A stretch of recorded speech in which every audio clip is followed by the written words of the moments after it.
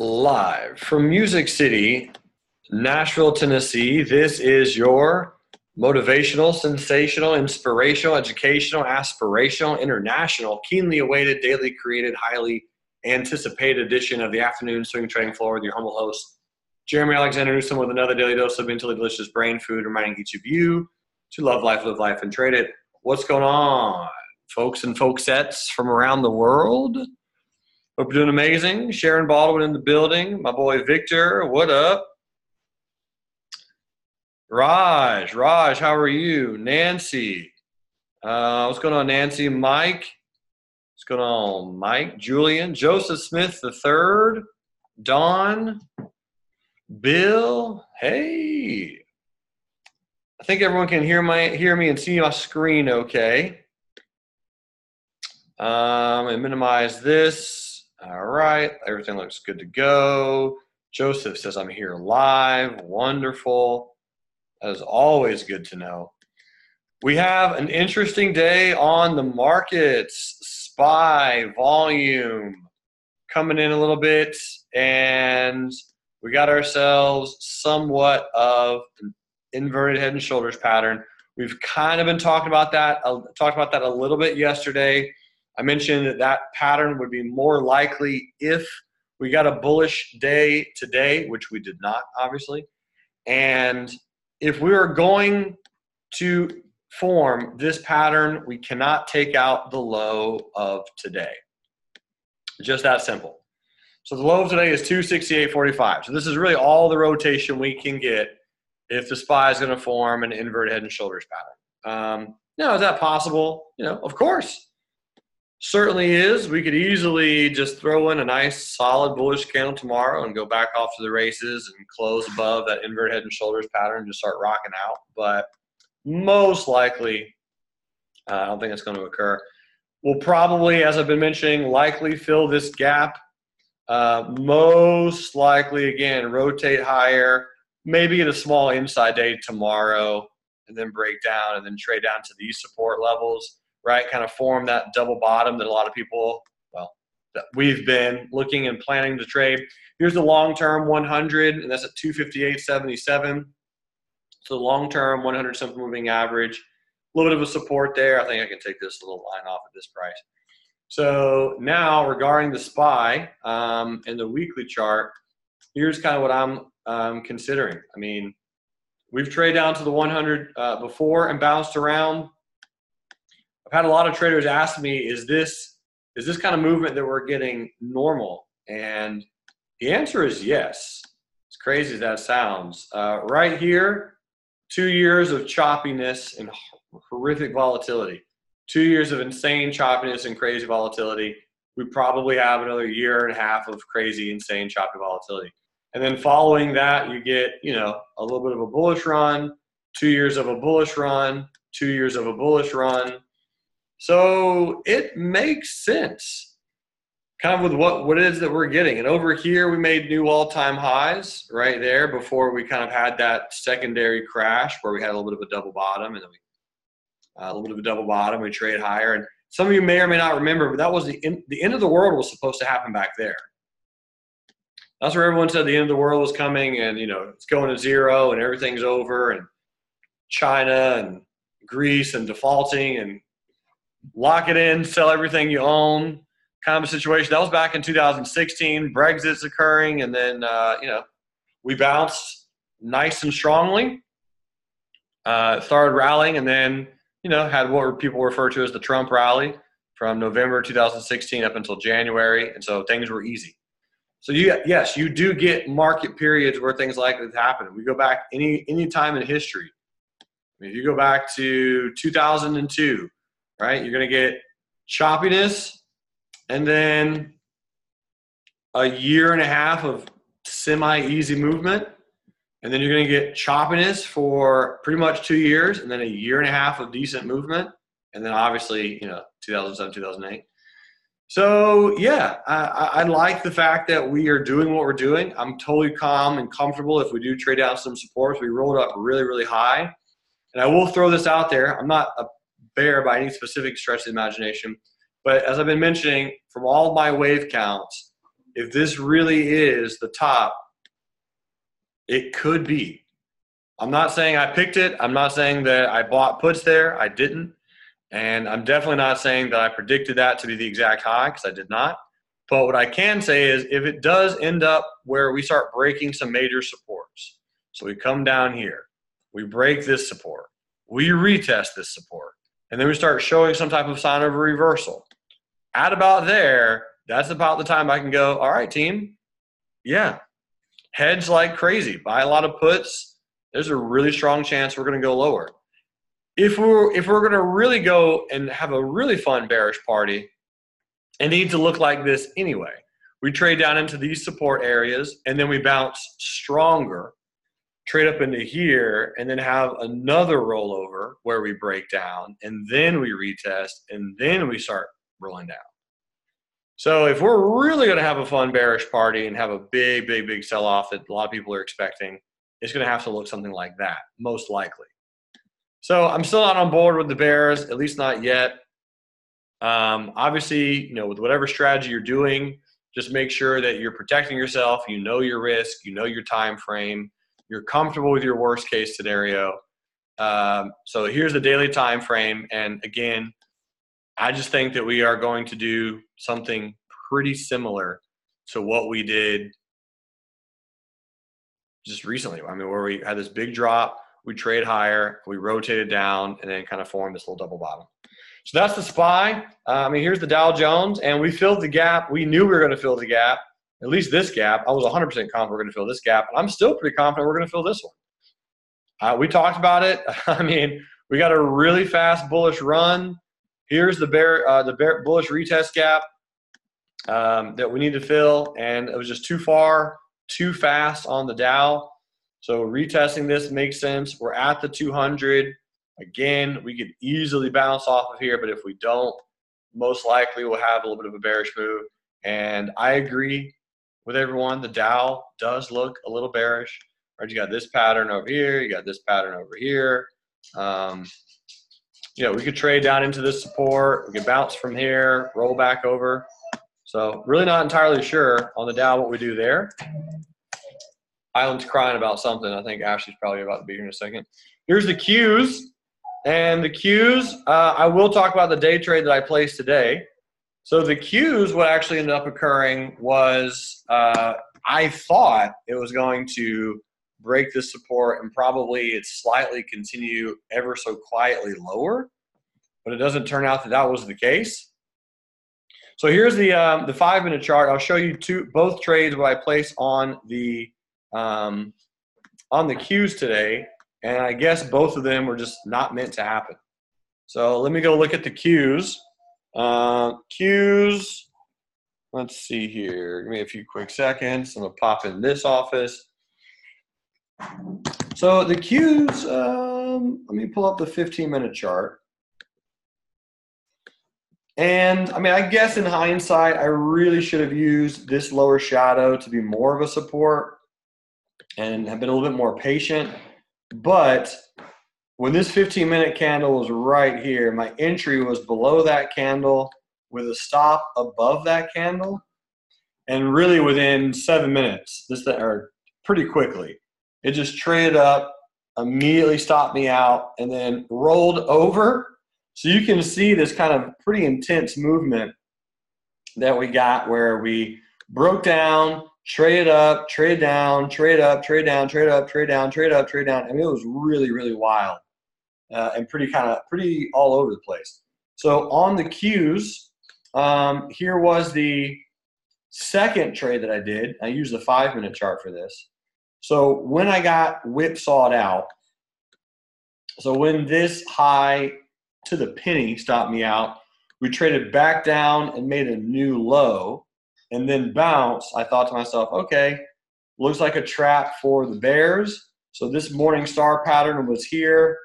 I bought with a limit buy at the blue line with a stop loss at the red line, and then got stopped out about 30 minutes later on the Qs for a 2R loss on the Qs. So I lost 2 Rs on the Qs today, trying to day trade. It really was just really volatile. It was a great day to be the trap. I think that's how Angela was playing it, which is wonderful. I mean, that's so exciting that she did that. So here's obviously a pre-market level. And so she bought down here with a stop somewhere and was able to peel off. If it's a nice aggressive stop, you're able to play it appropriately.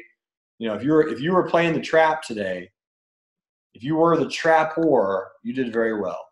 So if you bought where people were getting in, so it came down, she bought into there, trade up higher. So I don't know exactly where her entries or exits were, but as far as this particular support, yeah, that was definitely a trap numerous times. But even later in the day, it broke it, retested it, went lower, broke it again, retested it, popped higher, all kinds of crazy things. So, yeah, the Qs, definitely volatile. Now, that's going to happen, right? That occurs. We do have a decent amount of bearish candles in a row, though. 1, 2, 3, 4, 5 bearish candles in a row.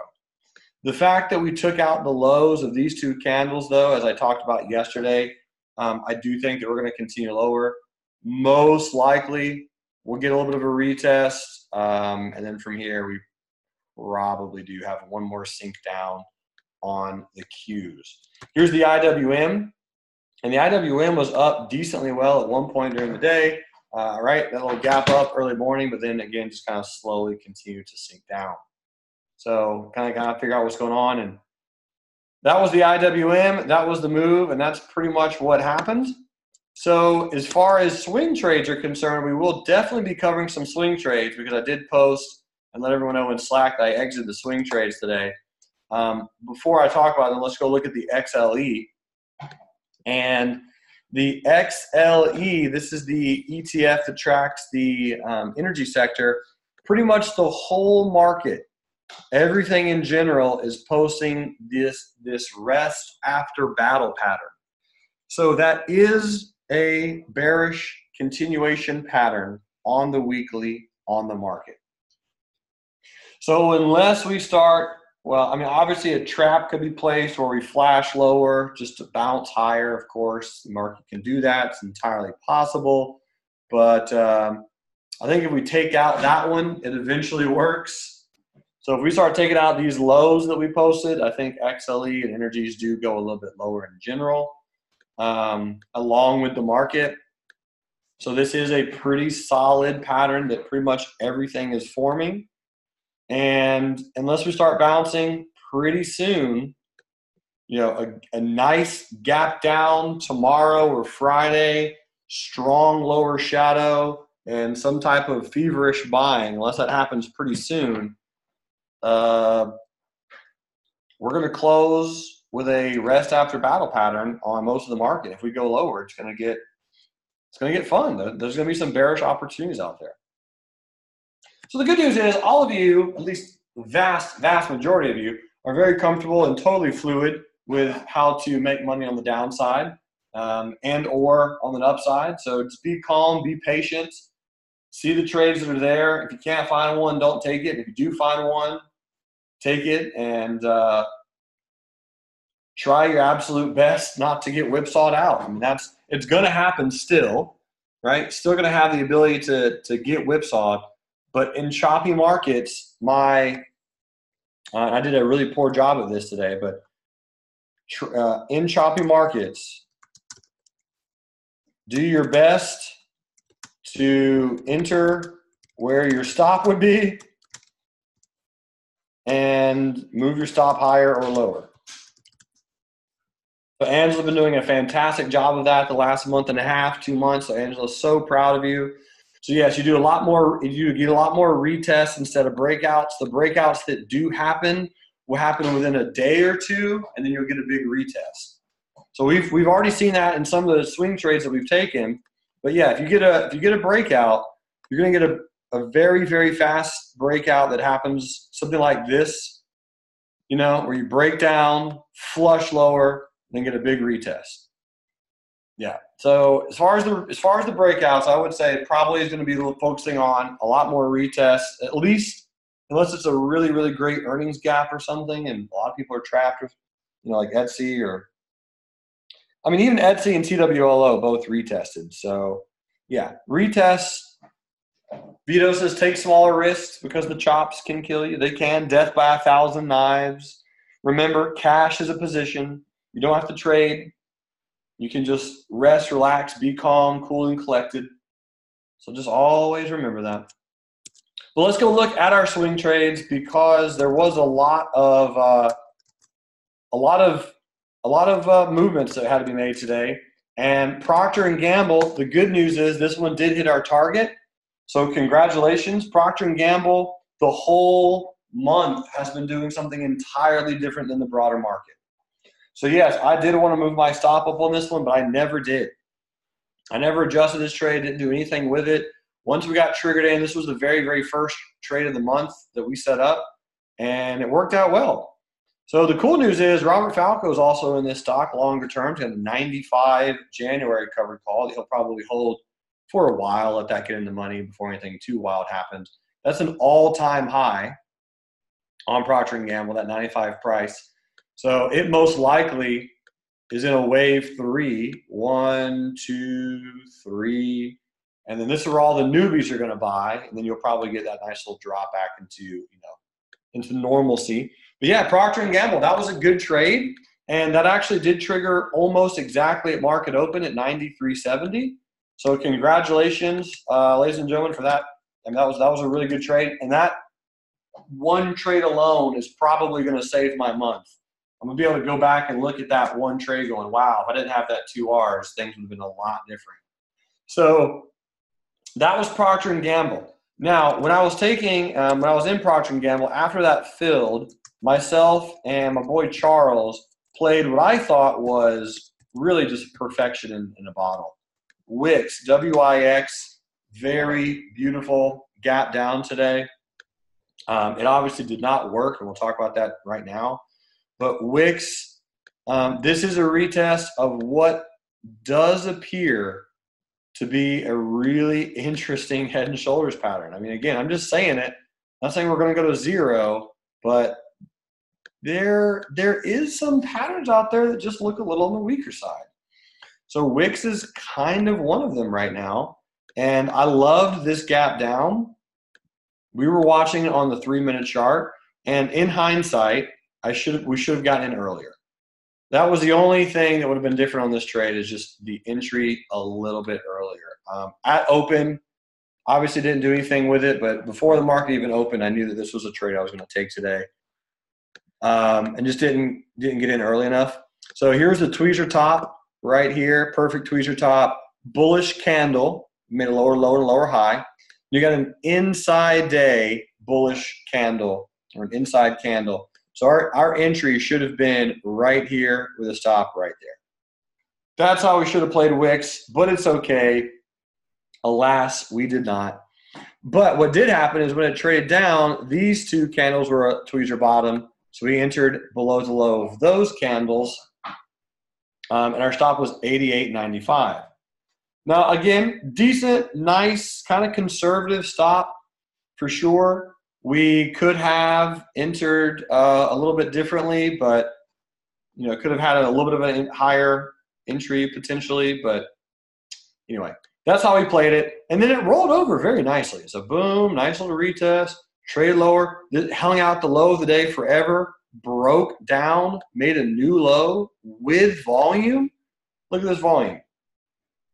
So everything you could want, it pretty much did it, and then just reversed out of nowhere. So we lowered the stop and then got stopped out for a loss. That was pretty much Wix. I mean, this did everything it could possibly want it to do except for this candle right here. This was like definitely a warning candle. We both knew it. We were watching the whole time, and that's when the market was going down. The Qs were going lower. So right about 10 o'clock, and you'll be able to see when I did it. 10 o'clock was right here. And that's when I posted, hey guys, let's go ahead and exit our swing trades because, well, actually 10 o'clock was right here, technically. So I felt that WIX, I felt was going to break down. I was looking at the Qs and the rest of the market. I thought it was going to break down. I was looking at some of our swing trades. I thought they were going to break down. And I knew that if I had locked in all of the swing trades, that I'd have more than enough of risk to go and take some other day trades. So I did. And we're going to go look at those anyway. But yeah, Wix just didn't work out.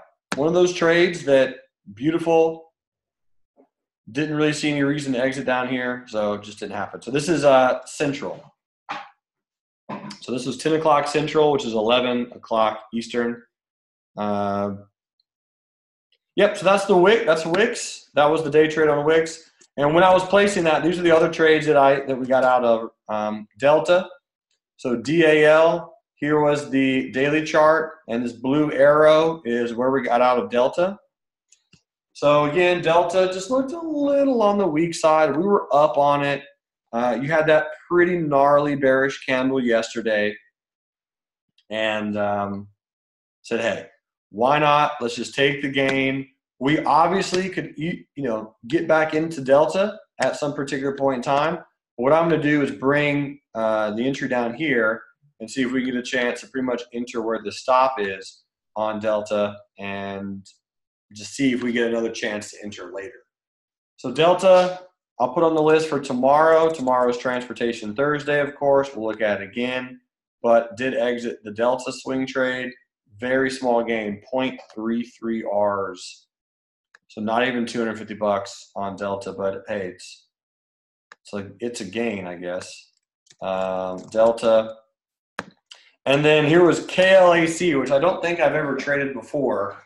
KLAC, obviously I should have sold this one a little bit ago. Maybe on the 8th or the 7th or maybe the 9th. But got out the blue arrow on KLAC. This was the one that we got triggered into on the 2nd of November. So it's not like we haven't been in these trades. We've been in the trades a good week and a half, almost 2 weeks, and they're not working. We weren't making higher highs or higher lows. So I figured, hey, let's take KLAC off the list, lock in the gains. So that's done. And then Whirlpool was one of the ones that did it for me. When I looked at Whirlpool at about 10 o'clock my time, 11 Eastern, I saw this tweezer top. And I had mentioned yesterday that we need to make a new high by the end of the week. Close above and make a new high. So when I saw that tweezer and we were profitable, I was like, all right, looks like it's not going to happen. Let's take the gains at the blue arrow shows where I got out, and just go ahead and peel off a super small profit. So that was a half an R because we did have such a good entry.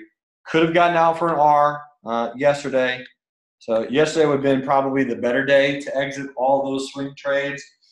Could have gotten maybe an additional R out of a combined Whirlpool, KLAC, and Delta. But alas, didn't happen. Now the good news is I'm actually going to come back and look at Delta tomorrow, because now we know if we break out the high of these two candles, it should make for a decent little run. So we just have to keep a close eye on that and wait and see. So that's Whirlpool, and those are the swing trades. Now we do still have a bearish swing trade on AAXN. So let's go look at AAXN. So AAXN, our stop is now above the 10 EMA on the daily chart. Charles has a $45 December put sale. We did make a lower low and a lower high today, so I can't really hate on the trade. Here's the hourly chart, and the 50 EMA on the hourly looks pretty good. If you turn the extended hours off, the 50 EMA on the hourly is at 52.21. So we will just kind of see what transpires with that. But realistically, 2 Rs on this trade. If we can hit 2 Rs on this trade, that should be a decent move. 45.10. So pretty much Charles, his put sale is where we're going to look to buy to cover. 45 or 45.10. Here's the weekly, and the weekly, looks okay. So I think we have the ability to slowly get down there. I'm going to try my best to hold this trade for a good 2 Rs, and we'll just kind of see what happens. Now, Blue Apron, APRN, this is one that I'm kind of excited about because I think we're going to do a great job of losing less than an R. In fact, I'll be setting that up right now. And what I'm going to do on Blue Apron, since I have been trying to pick the bottom on this trade, I'm not going to deny that at all. We have pretty much a perfect doji, high wave doji, and I'm going to do an add and reduce on Blue Apron. But I think since we had our stop so far away, we did hold over earnings. I did not think we were going to get down that far. That we could do an add and reduce and only lose half an R on this trade.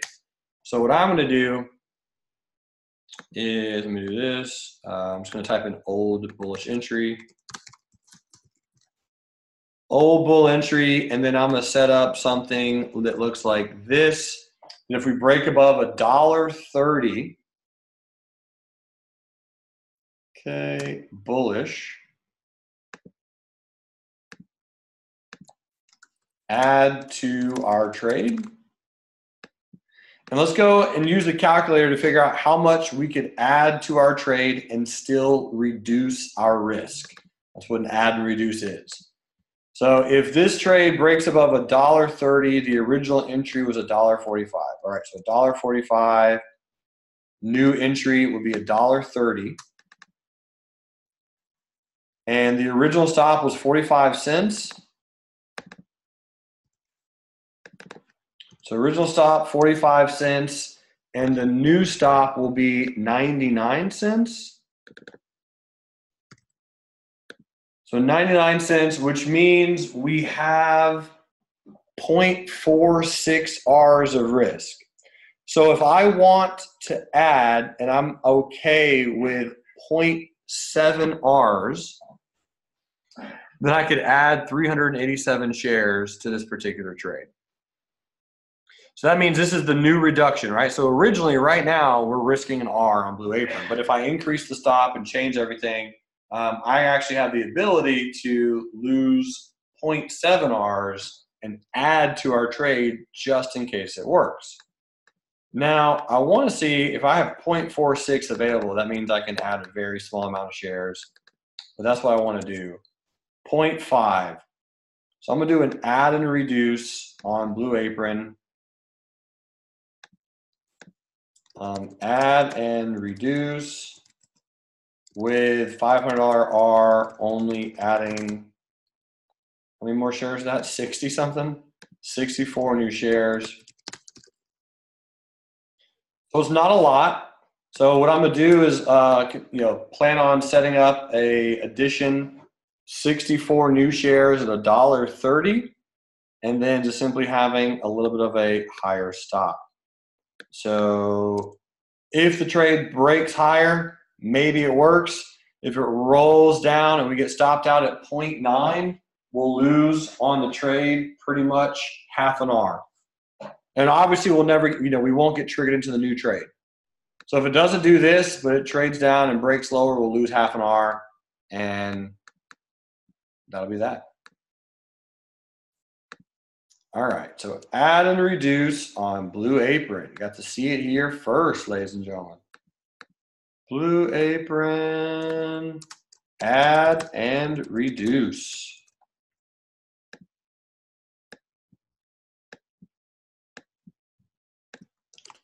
Add and reduce on APRN. Julian says, nice spreadsheet calculator. Thanks, bud. Okay, perfect. So that's just kind of my plan on Blue Apron. I know we're trying to pick the bottom on it, and I know it hasn't really been working. The last 2 or 3 times I'll try to pick the bottom on it. So we'll just see if it bounces, and if it doesn't, keeps going slowly lower, then all right.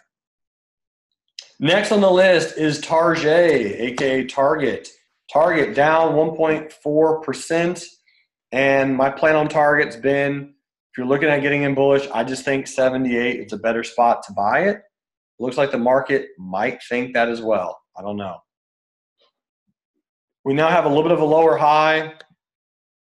We gapped up, retest gap. We closed below this hammer candle just 3 days afterwards.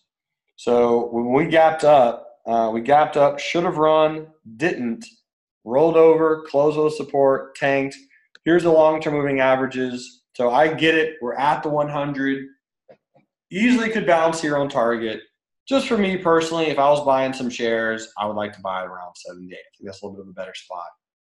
Earnings are around the corner, so we will see. I think a gap down gets bought on target. So if it gaps down to here, I think a gap down would actually be a very good fade. So feel free to throw that into your notes if that's what you're looking at and planning.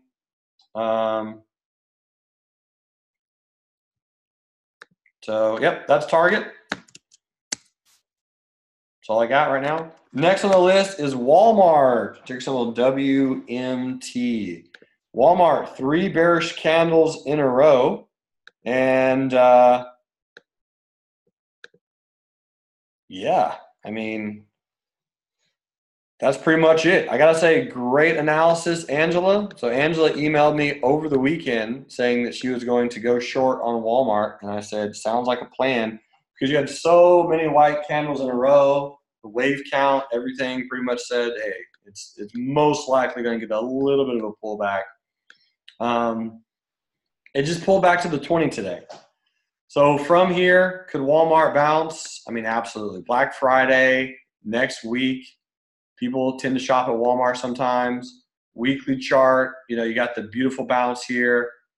So we just trade up to a little bit of a resistance level. The trend, in my opinion, still looks bullish. And we'll see if we get any type of nice gap or any type of good movement. If we get a gap up at any point in time above 103, that should be a nice little move on Walmart. Otherwise, I don't see a whole plethora of intel presently. Anyone have any questions on Walmarto? I thought earnings already happened on Walmart, but according to this, they haven't.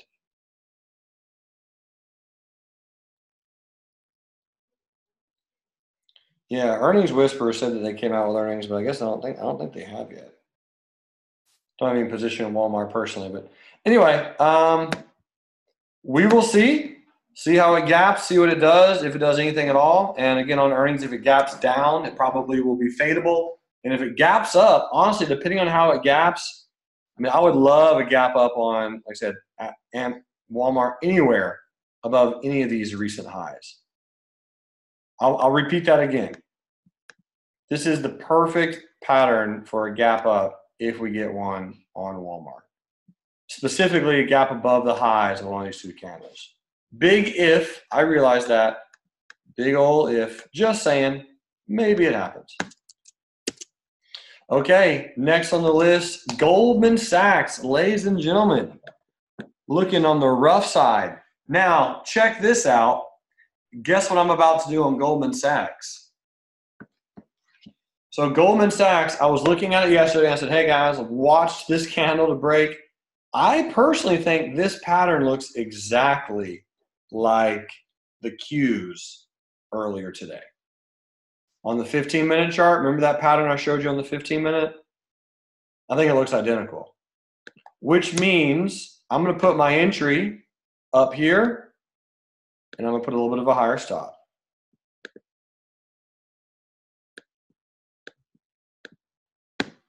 So I'm going to put, originally my stop would have gone here, so I'm going to put my entry where my stop is and put my stop a little bit higher. So this will be a bearish limit sell right above the high of that candle. Here's the hourly chart, and I don't think it triggers today or tomorrow, but it might trigger the next day. Start watching Goldman Sachs for some potential bearish moves after it gets a little bit of a retest. The weekly chart is closing with a support. I do think we're going to eventually retest that high. But ladies and gentlemen, at this point, I'm watching Goldman Sachs for bearish moves. This head and shoulders pattern is even bigger than the last one. Now remember, the last one, Goldman Sachs didn't go to zero. Okay, it did go down lower, and we certainly talked about that in the room, right? Head and shoulders pattern, boom, boom, boom, boom, boom. Closed low and just went lower. This one's even bigger. So I'm not saying it can't go lower, but I mean, we could get some bearish moves on this. So let's kind of plan how we're going to do it. Goldman Sachs, as I mentioned before, is one of the hardest stocks to trade in that 2008 stock market plunge. Yeah,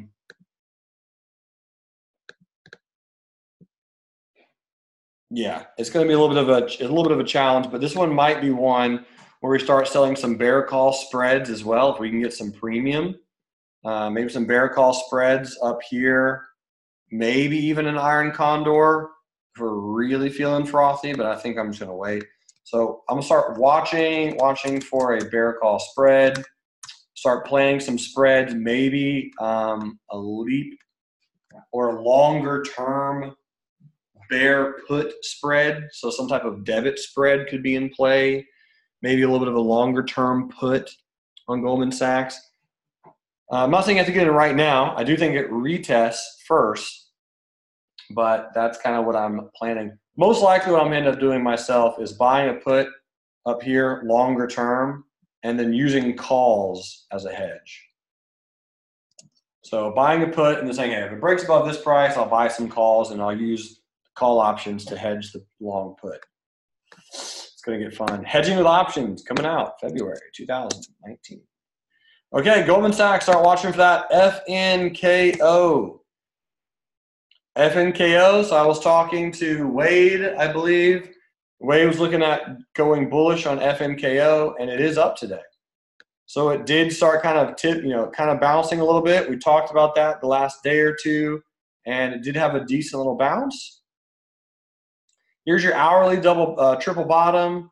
Here's the daily chart. So you have a new white soldier on the daily. So it does look like this gap might fill for you, Wade, but bottom line, very nice little morning star reversal pattern. Here's the morning star. You got a bullish gap up today. So if we get any kind of continuation, cool. So I think your plan was kind of start tiptoeing into the trade. You mentioned that FNKO did have good earnings. You know, here's the weekly chart and the weekly time frame. Hop over here to the weekly. Why is the weekly not pulling up?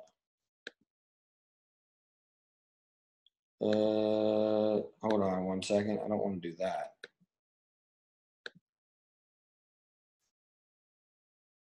You guys can still hear me, right? Just want to make sure the internet didn't die again. It is still raining. Okay, you can still hear me. Okay. Let me just refresh this page, see if this works. Anyway, FNKO, I mean, this has been in a nice bullish trend. It is a good pullback level, and I could see why it would bounce down at the area of where it is now. I'm not personally playing FNKO, but I do have a trader who is, and that's pretty much why we're looking at it. Okay, next on the list is LNG, which is also an energy company. And LNG, I wanted this one to go higher, and it really did have pretty decent earnings and a decent gap on earnings.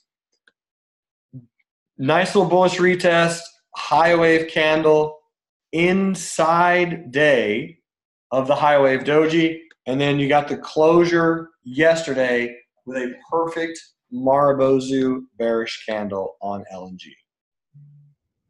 Yep, it is perfect. Textbook perfection. So it looks a little weak.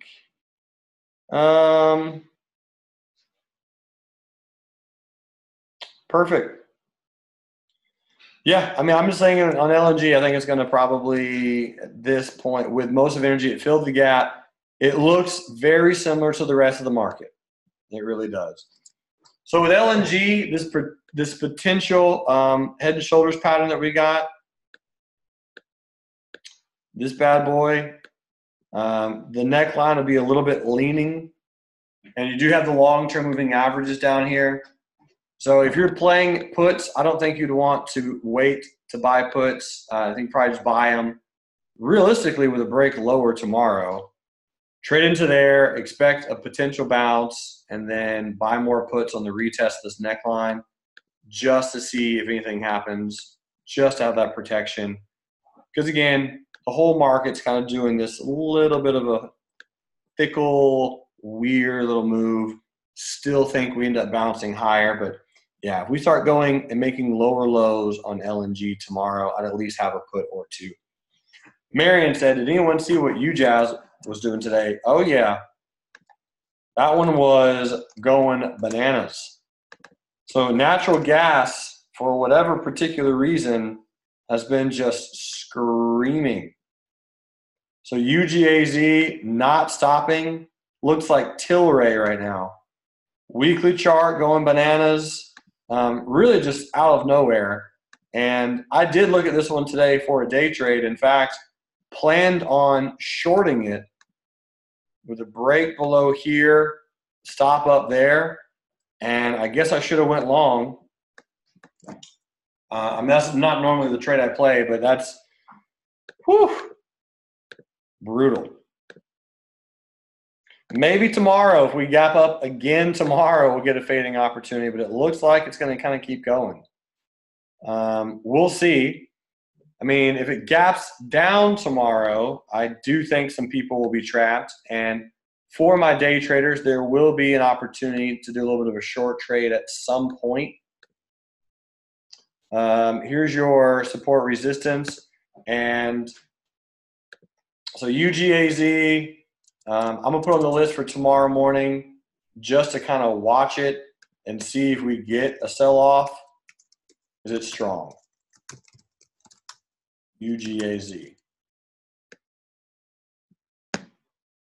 Okay, so we gap down tomorrow, probably retest and fills this gap some. Most of the moves have already kind of happened. Here's UNG.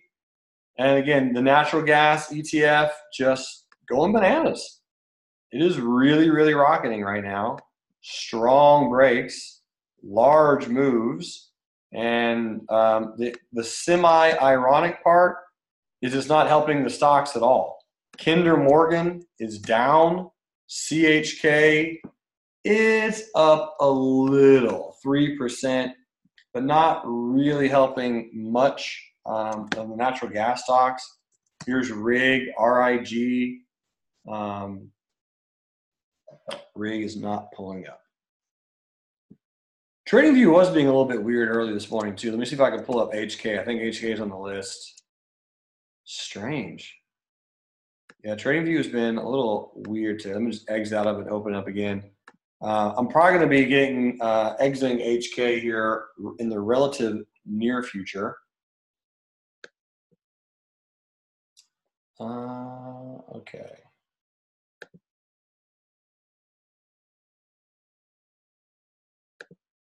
Click on chart.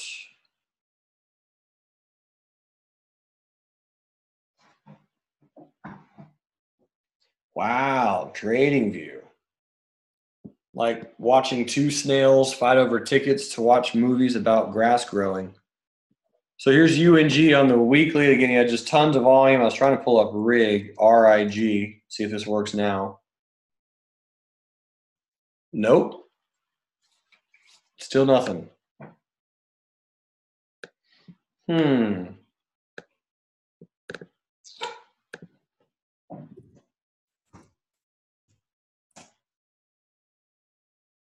Investing.com has stock charts, I believe. Is it investing.com? Yeah, I think so. Even though it's powered by TradingView, I can just go this way. Interactive stock charts. When in doubt, use something else.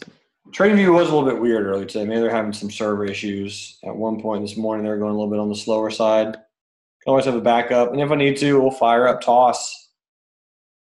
No big deals. So this is still loading. And this is actually, the funny thing is this is actually powered by TradingView, just a different website. So if this one doesn't work, then I know it's going to be some type of TradingView server issue. Most likely. At least it's occurring near the end of today. Yeah, nope, not loading at all.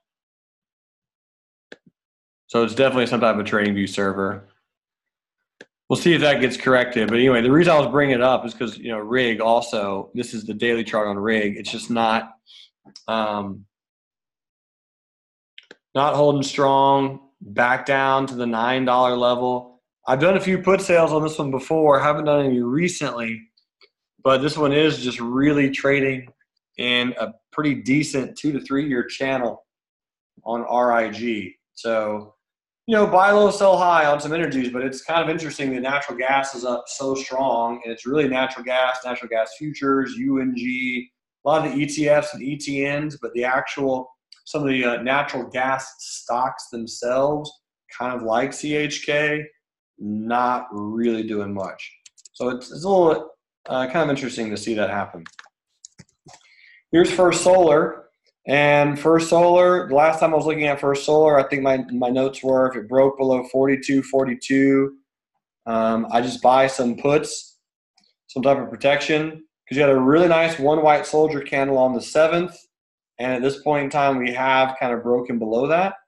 I don't personally have any position in First Solar, but if you do, it's in a little bit of a bearish downtrend right now, at least on the daily chart and the weekly.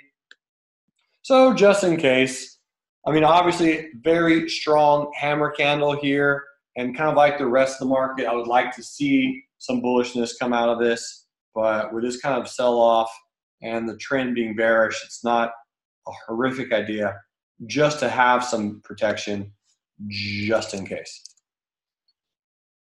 Okay, here's ET, and ET, Energy Transfer, trade down a little bit lower again today, making a new low actually relative to this low.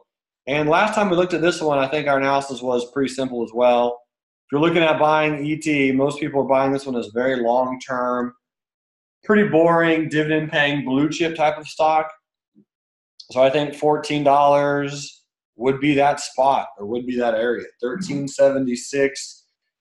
This one, if you're looking at it on a weekly chart, again, I know it's only Wednesday, but so far it does appear that we're closing below the low of this bullish candle on a weekly time frame.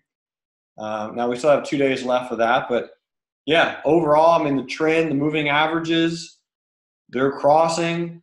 So they're bearish long-term, acted as a resistance. Here's the monthly. And we failed the 100 simple on a monthly again. So yeah, it just looks like some of energies are going to pull back to their big supports. And we'll see if those supports break down. I actually don't know if they do or not. I'd kind of like them to, I'm being open and honest with everybody, I'd like some of these supports to break down and trade back to a really, really strong support level. I don't know if ET is going to do that specifically, massive company, but if it does actually trade back down to 8 out of some horrific crash, that would be a really good spot to go long. Again, for kind of that 3 to 5 year perspective, with some shares and some dividend play on ticker symbol ET. What do we got right now? We got British Petroleum is up next. Here's ticker symbol BP. And what's BP doing? So this is BP on the monthly chart. Got the 100 simple moving average acting as a little bit of a support. Here's the weekly. The 100 simple on a weekly acting as a little bit of a support. And here is the daily. Daily is just kind of hanging out, maybe trying to form a potential buying spot down here with this little bit of a cute gap up. BP, one of the fewer energies that were up today. And my overall thought on BP is if my put sales on 3D printing expire worthless this Friday, which I hope they do, I most likely will sell another put sale on BP around 38 or 36 for December. Wouldn't mind put some shares down there. But yeah, this is the spot where we all know what BP is. Very boring, pretty lame, long-term dividend blue chip stock that you just buy it at a low price, hold it till it goes up a little bit higher. It's down at a low price. This is a good support, and we will see if we get a bounce. Here's ticker symbol DG, Dollar General. And Dollar General, the daily chart, little bit of a pullback. So it made its new all-time high just a few days ago, and that's when I was like, okay. I mean, hey, we're the highest that we've ever been on Dollar General. Strong, strong trend. Probably a good place to lock in some profits or get into some type of protection. You know, bull put with a protected put, covered call, collar. We have a while until earnings. Pull back, nice 4 bearish candles in a row. It is very close to the 10. So here's the hourly charts, and here's the long-term moving averages on Dollar General. So we're at the 100, really good support. And I think Angela was the one looking at Dollar General. So my thought process on this one is this is the support. This is where everyone's going to have their stops. And if you're looking at buying long, it'd probably be right in that little spot where everyone's got their stops in, and have a little bit of a lower stop, and then see if that thing can bounce out of there on Dollar General. Next on the list, U.S. Steel, ticker symbol X. Ticker symbol X trading sideways. This is the hourly chart. Low of this candle, 26.83. Low of this candle, 26.87. This is a support zone on U.S. Steel. I want to give a shout out to my good buddy Ken Freeman, who posted a chart on U.S. Steel. He sent it to me going bearish at that resistance on U.S. Steel and exited down here for an R. So good job, Freester. Here is the daily chart on U.S. Steel. And the daily chart on U.S. Steel looks a little bearish. Here's your moving averages. Those look bearish. I think we're below the weekly moving averages. Yep, so we're above the 200. And here's the monthly.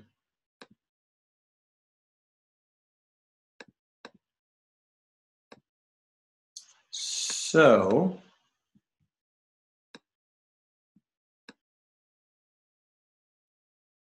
if we trade sideways here, I might end up doing a potential bearish trade on U.S. Steel. I do like this hourly chart, but I would definitely take a retest of that. And since I'm saying that, with the way the market's been, this is probably a good place to buy. Probably a good place to watch. A nice little aggressive low on U.S. Steel. If it does break and it does retest, I'll be interested in it. But again, right now I've been playing just a lot of retests, a lot of pullbacks, because this has been a super choppy market and most things are pulling back. And the breakouts that do break out, they're breaking out very, very fast. But what I like is I just like the highs of these candles being almost identical, and I like the low of this candle and the low of this candle almost being identical. It wouldn't be a huge target by any means, but maybe it could be a quick little 1-to-1 on U.S. Steel.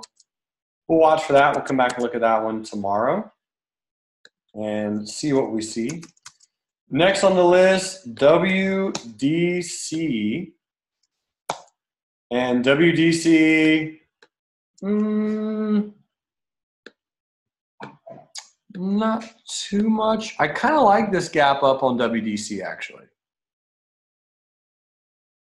It's hard to explain why I like it. I don't know why, but it looks like a little bit of a morning star. You know, the market was down today. WDC has been just getting absolutely kerbolished. I mean, talk about just smammered. Here's the monthly chart, and 200 is there. So, I mean, we are at a support on WDC. The 200 on the monthly chart.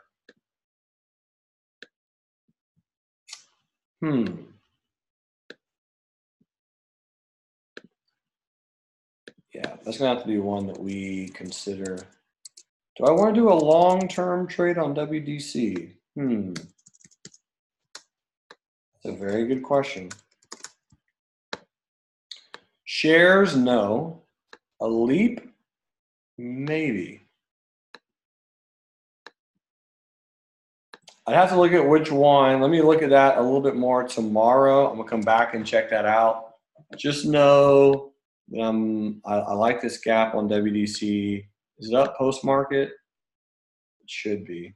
No, it's flat. Okay. Interesting. Okay.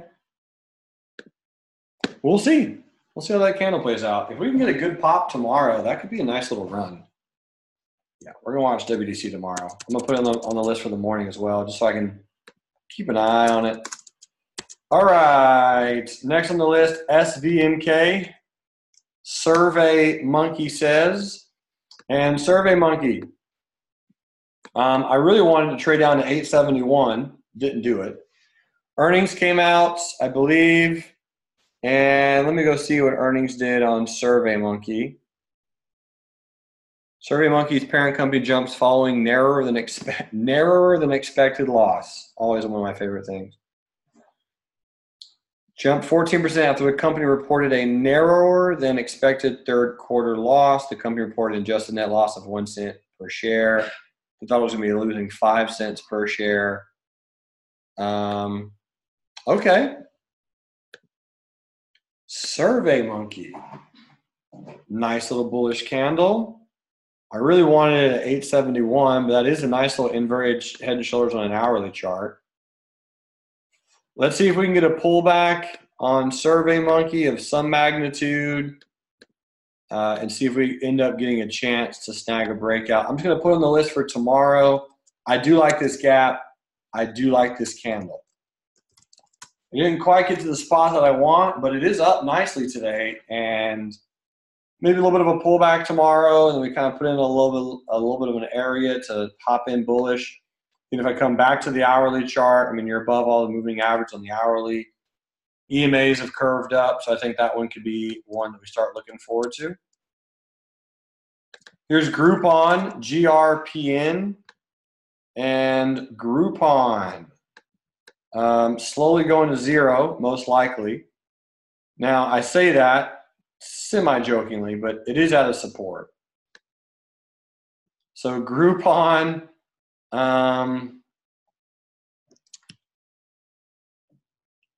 fundamentally, they're okay. But yeah, it's at a rock solid support. I mean, it's bounced here before. So if it's bounced here before so nicely, it's probably going to go a little bit lower, which it has. Okay. So if I was playing Survey Monkey, I mean, not Survey Monkey, Groupon, we got the candle that we would do it on. There's your high wave. And you could do all sorts of things. If you're playing Groupon, you could almost do an absolute zero on this trade and enter at 312 with your stop at zero. And worst case, you lose an R. 3 months down the line, you increase your stop a little bit and then just kind of figure out what to do from there. Otherwise, on GRPN, that's probably all I would do. Getting above the high of this week's candle, which is 309. And just have your stop somewhere nice and low and then slowly creep it up as and if it bounces. Because no joke, I mean, there's a lot of room for this to trade higher and trade into a previous resistance. All right, 2 left. Here's Ulta, Salon and Cosmetics, ULTA. And my girl Nancy was looking at doing a covered call on Ulta. So a covered call on Ulta, we just made a new all-time high, so there should be a decent amount of premium. In fact, I think today we made a new all-time high, so this is the daily chart. And Ulta is known for some pretty solid gaps on earnings, so I don't think I would sell over earnings just in case. So it seems to me like this stock is, let's go look at Ulta. Throw in a covered call premium, probably 340 if you can get one that expires before earnings. Now, if you want to do it over earnings, you certainly can. One of the stocks that's up when the market's down, showing a little bit of strength. New all-time high today. Here's the options. So $18 billion market cap. Wow, that's bigger than I thought it was. So yeah, so we got weeklies. So I would say just verify when earnings are, and I would say 340. 340 covered call a week before earnings. And then once you sell that one, that most likely will expire, Nancy, worthless. And then let me know. We can look at it again and see what it might do right before earnings gets here. Last but not least on the list is Micron. And Micron today trying. So AMD was actually one of the stocks that was up the most today with 7%. Micron tried to follow suit. This was what I kind of posted this morning. Last night in the weekly options newsletter trade. I was like, hey guys, keep your eyes peeled for MU and AMD tomorrow to slowly kind of creep up higher. You got a really nice retest right here on MU, and that was pretty much all she did for the most part. You got one, maybe two retests, depending on how you played this one, and that was it. So MU is trying. It is. Here's the hourly chart, and if it has any bullishness, I would probably try to get in at 38.56. If you're going to go bearish, I'd probably look to short it off the low of this high wave candle. So 38.25 would be my short with a stop at 39.45.